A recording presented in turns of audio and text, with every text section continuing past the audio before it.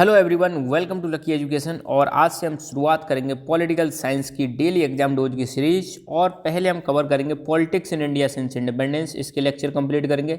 फिर हम स्टार्ट करेंगे दूसरी वाली बुक के लेक्चर्स। खास बात यह है कि आप एक चीज़ ध्यान रखना, इसका ये चैप्टर नंबर 1 हम आज कवर करेंगे, चैलेंजेज ऑफ नेशन बिल्डिंग। इसमें से 10, 12, 15 जितने भी क्वेश्चन है वो हम डिस्कस करेंगे।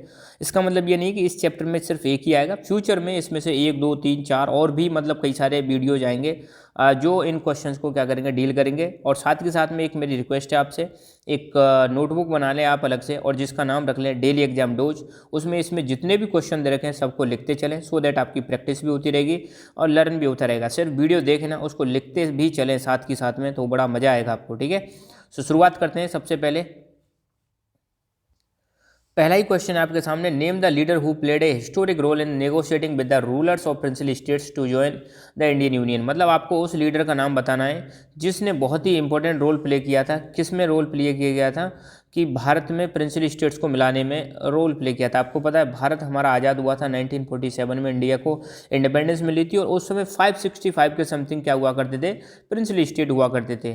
तो जब भारत देश आज़ाद हो गया तो अंग्रेजों ने इन प्रिंसिपल स्टेट को बोल दिया था कि भाई आप चाहो तो इंडिया को ज्वाइन कर सकते हो, आप चाहो तो पाकिस्तान में जा सकते हो और आप चाहो तो इंडिपेंडेंट रह सकते हो। तो ऐसे करके मतलब उनको कन्फ्यूजन में डाल दिया और अंग्रेजों ने जाते जाते भी भारत को डिवाइड करने की कोशिश की थी। खैर, इन सभी प्रिंसिपल स्टेट को मिलाने का जो काम किया था वो थे हमारे सरदार वल्लभ भाई पटेल, जिनको हम लौह पुरुष के नाम से जानते हैं, जिनको हम आयरन मैन के नाम से जानते हैं। और आपको एक क्वेश्चन कमेंट करके बताना है कि आयरन मैन का जो स्टैचू है, जिसको हम बोलते हैं स्टैचू ऑफ यूनिटी कहाँ पर है और उसकी लंबाई कितनी है, लेंथ कितनी है, वो आपको कमेंट करके बतानी है। ठीक है, तो सरदार वल्लभ भाई पटेल ने क्या किया था, सभी प्रिंसिपल स्टेट्स को एक किया था। ये चीज़ आप ध्यान रखना।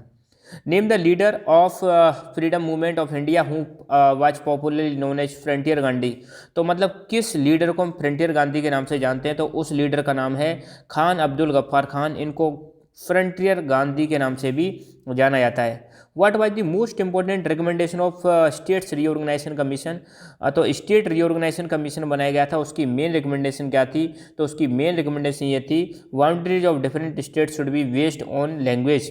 मतलब इन्होंने कहा था कि भाई जो स्टेट हैं उनकी बाउंड्री किसके आधार पर होनी चाहिए, लैंग्वेज के आधार पर होनी चाहिए। आपको पता होगा जब हमारा देश आज़ाद हुआ था उसके जस्ट बाद एक समस्या क्या आई थी, आंध्र प्रदेश में एक मूवमेंट स्टार्ट हो गया था, सेपरेट आंध्र प्रदेश बनाने की मांग हो रही थी। एक व्यक्ति थे पोटी श्रीरामुलु, उन्होंने फास्ट टू डेथ मतलब फास्ट रखा था, जब तक मतलब जान निकल जाए तब तक फास्ट पर चले गए थे पोटी श्रीरामुलु।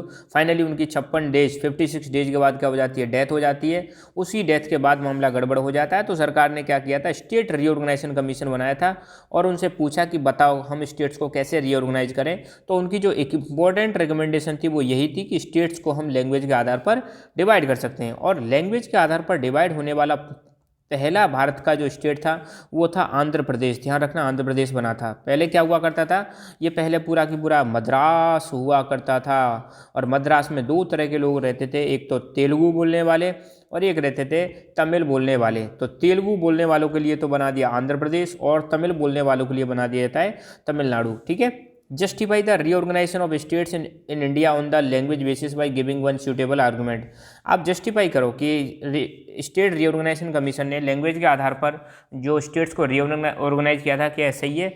तो आप कहोगे बिल्कुल ये सही है, क्योंकि इससे क्या कर सकते हैं, जो अपनी यूनिटी है उसको मतलब ये रिफ्लेक्ट करता है। The various states of India reorganized on the basis of language so that the country could be reflected without affecting the unity of India। अब सोचो अगर हम मतलब स्टेट्स की डिमांड को फुलफिल नहीं करेंगे तो वो क्या हो जाते, हो सकता है वो भी डिमांड करते कि भैया हमें तो अलग कर दो। तो ये बहुत ज़्यादा ज़रूरी था उनको भारत में एक रखने के लिए, उनकी डिमांड्स को फुलफिल करना। ये स्पीच किसने दी थी, ट्रिस्ट विद डेस्टिनी। तो ट्रिस्ट विद डेस्टिनी वाली जो स्पीच दी थी, ये दी थी हमारे भारत के पहले प्रधानमंत्री पंडित जवाहरलाल नेहरू ने। और कब दी थी, 14 और 15 अगस्त की मिडनाइट को। ठीक है, मतलब 14 अगस्त के बाद 15 अगस्त आने वाला था, तो 15 अगस्त की 14-15 अगस्त की जो मिडनाइट थी उसमें मतलब इन्होंने इस स्पीच को दिया था। ठीक है, तो कौन सी स्पीच दी थी, ट्रिस्ट विद डेस्टिनी किसने दी थी, Pandit Jawaharlal Nehru. What was the biggest obstacle in the nation building at the time of India's independence. Bharat की आज़ादी मतलब आज़ादी हुई थी, जब भारत को आज़ादी जब मिली थी उस समय हमारे सामने नेशन बिल्डिंग के सामने सबसे बड़े चैलेंजेस क्या थे, सबसे बड़े समस्याएं क्या थी हमारे सामने। तो सबसे बड़ा समस्या तो ये थी कि भारत को यूनाइट करके रखना है, भारत को एक करके रखना है, ऊपर से डेमोक्रेसी को एस्टैब्लिश करना है, तीसरा वेलबींग इंश्योर करना है, डेवलपमेंट इंश्योर करना है, और रिफ्यूजी प्रॉब्लम क्रिएट हो गई थी। पाकिस्तान से लोग भाग भाग कर इंडिया में आ रहे थे, तो उन सभी लोगों को क्या करना था, मैनेज करना था। तो ये समस्याएं थी आज़ादी के टाइम पर। What was the basis of report of the state reorganisation commission. State reorganisation जो कमीशन बना था उसका बेसिस क्या था, किस आधार पर उन्होंने रिपोर्ट बनाई थी। तो उसका आधार था बेसिस का लिंग्विस्टिक, मतलब लैंग्वेज के आधार पर। मतलब स्टेट रीऑर्गेनाइजेशन कमीशन ने क्या बताया कि हम लैंग्वेज के आधार पर स्टेट को हम क्या कर सकते हैं, रीऑर्गेनाइज कर सकते हैं। What was the two nation theory advance bye Muslim league. तो मुस्लिम लीग ने जो टू नेशन थ्योरी दी थी तो ये क्या थी, तो मुस्लिम लीग की जो टू नेशन थ्योरी थी ये कहती है कि इंडिया जो है, ध्यान रखना इंडिया है उसमें दो देश रहते हैं, या मतलब इंडिया जो है इसमें दो प्रकार के लोग रहते हैं, हिंदू और मुस्लिम। तो ये चाहते थे कि हिंदू लोगों के लिए हिंदुस्तान बने और मुस्लिम लोगों के लिए क्या बने, पाकिस्तान बने। तो ये है two nation theory. When was the Constitution of India ready, signed by the members of Constituent Assembly, and when did it came into effect? तो भारत का संविधान रेडी कब हुआ, तो रेडी हुआ था 26 नवंबर 1949 को। साइन कब हुआ था, साइन हुआ था 24 जनवरी 1950 को। और इफेक्ट में कब आया, ये आया 26 जनवरी 1950 को ये इफेक्ट में आया। ये चीज़ आप ध्यान रखना। Analyse the two factors that led to the creation of Pakistan. आपको बताना है कि कैसे पाकिस्तान बना, को कौन कौन से दो फैक्टर जिम्मेदार हैं जिसकी वजह से पाकिस्तान का निर्माण हुआ। तो पहली चीज़ तो है two nation theory. Two nation theory किसने दी थी, मुस्लिम लीग ने दी थी। तो एक तो ये रीजन है। टू नेशन थ्योरी के तहत मुस्लिम लीग क्या चाहती थी कि मुस्लिम्स के लिए एक सेपरेट कंट्री होना चाहिए पाकिस्तान, एक तो ये कारण है। दूसरा अंग्रेजी भी चाहते थे, उनकी भी पॉलिसी थी डिवाइड एंड रूल, तो वो भी मतलब चाहते थे कि मतलब इंडिया के मतलब क्या हो जाए, टुकड़े टुकड़े हो जाएं। साथ के साथ में कांग्रेस और मुस्लिम लीग के बीच में भी कन्फ्लिक्ट चल रहा था, इस वजह से पाकिस्तान का क्या हुआ, निर्माण हुआ था। Which four princely states of India initially registered joining the Indian Union। तो शुरुआत में ऐसे कौन कौन से प्रिंसली स्टेट्स थे जिन्होंने भारत को ज्वाइन करने से मना कर दिया। तो ये थे जूनागढ़, हैदराबाद, कश्मीर और मणिपुर। इन्होंने इंडिया को ज्वाइन करने से मना कर दिया। तो यहाँ पर आपके लिए क्वेश्चन है, यहाँ पर आपके लिए क्वेश्चन क्या है, क्वेश्चन ये है कि जूनागढ़ को मर्ज किया गया था, आपको बताना है कब मर्ज किया गया था। हैदराबाद को भारत में कब मर्ज किया गया था, कश्मीर को भारत में कब मर्ज किया गया था, और मणिपुर को भारत में कब मर्ज किया गया था। साथ ही साथ में क्वेश्चन और कमेंट करके बताना है मणिपुर के राजा कौन हुआ करते थे और कश्मीर के राजा कौन हुआ करते थे, इनके बारे में आपको कमेंट करके बताना है। पार्टीशन के दो कॉन्सिक्वेंस बताने हैं आपको। पार्टीशन जो हो गया था उसके क्या परिणाम, कॉन्सिक्वेंस का मतलब क्या है, परिणाम बताओ क्या रिजल्ट रहा। पार्टीशन तो हो गया, भारत तो डिवाइड हो गया इंडिया और पाकिस्तान में, तो उसका प्रभाव क्या रहा। तो सबसे बड़ा प्रभाव तो ये देखने को मिलेगा आपको, बहुत बड़े लेवल पर माइग्रेशन देखने को मिलेगा। बहुत सारे लोग पाकिस्तान छोड़ के कहाँ पर आ गए थे, भारत में आ गए थे।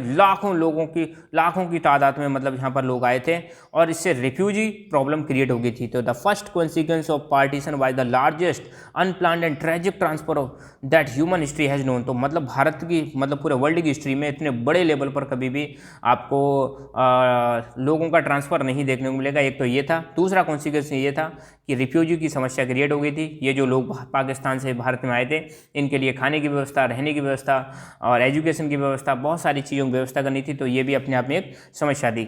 Explain the role of state reorganisation commission. तो स्टेट रीऑर्गेनाइजेशन कमीशन का रोल बताना है। तो पहली बात तो स्टेट रीऑर्गेनाइजेशन बना था आपका आज़ादी के बाद। आफ्टर इंडिपेंडेंस स्टेट पर reorganise on a linguistic basis. तो जैसे ही हमारा देश आज़ाद हुआ था उसके बाद स्टेट बनाए गए थे हमारे लैंग्वेज के आधार पर। On the basis of reports of state reorganisation commission the state reorganisation act was passed in 1956। ध्यान रखना, स्टेट रीऑर्गेनाइजेशन एक्ट कब पास किया गया था, 1956 में, जब स्टेट रीऑर्गेनाइजेशन कमीशन ने अपनी रिपोर्ट जमा करा दी थी। ठीक है, और इस एक्ट के तहत, स्टेट रीऑर्गेनाइजेशन एक्ट के तहत 14 स्टेट्स और 6 यूनियन टेरिटरीज बनाई गई थी। ये चीज़ आप ध्यान रखना। What was the base of Indian state reorganisation in 1956। तो ध्यान रखना, हमने जो रीऑर्गेनाइजेशन किया था 1956 में स्टेट्स का, तो उसका आधार क्या था, तो उसका आधार था भाई लैंग्वेज आधार था इसका। ध्यान रखना, सॉरी यहाँ पे गलत टिक हो गया है, इसका सही आंसर है बेटा लैंग्वेज के आधार पर हमने क्या किया था, सही याद रखना, लैंग्वेज के आधार पर हमने स्टेट्स को रीऑर्गेनाइज किया था। गोवा एंड दमन द्वीप was ruled by before 1967। Goa और दमन द्वीप को कौन रूल करता था 1961 से पहले? तो ब्रिटिश, पोर्चुगीज, डेनमार्क, फ्रांस। कौन रूल करता था? तो इनको पोर्चुगीज रूल करते थे। ध्यान रखना, कौन रूल करता था? पोर्चुगीज रूल करते थे गोवा और दमन को। मतलब कहने की बात है, गोवा कब आज़ाद हुआ था? गोवा आज़ाद हुआ था 1961 में। किससे आज़ाद हुआ था? पोर्चुगीज से आज़ाद हुआ था। ये चीज़ आप ध्यान रखना, ठीक है। Name the leader who advocated separate state of Andhra Pradesh by observing fast and to that. तो किस लीडर ने डिमांड की थी एक सेपरेट स्टेट होना चाहिए आंध्र प्रदेश, और मतलब उन्होंने फास्ट भी रखा जब तक मृत्यु ना हो जाए? तो उसका नाम है पोट्टी श्रीरामुलु, ठीक है। कितने दिन का फास्ट रखा था? 56 डेज। उस लीडर का नाम बताना है जिसने इंपॉर्टेंट रोल प्ले किया था खेड़ा सत्याग्रह और बारडोली सत्याग्रह में। तो उस लीडर का नाम है सरदार वल्लभ भाई पटेल। भारत के पहले डिप्टी प्राइम मिनिस्टर भी बनते हैं ये। How many princely states consisted eight the time of independence of India. India की आज़ादी के समय भारत में कितने प्रिंसली स्टेट हुआ करते थे? तो 565, ठीक है। तो यहाँ पर ये हमारा पहला चैप्टर कंप्लीट होता है। आज के लिए मतलब कंप्लीट है, कंप्लीट तो नहीं हुआ, आज के लिए कंप्लीट है, ठीक है। और इस लेक्चर की पीडीएफ जो है आपको टेलीग्राम चैनल लकी एजुकेशन पर मिल जाएगी, ठीक है। So thank you so much, keep learning, keep enjoying and God bless you all.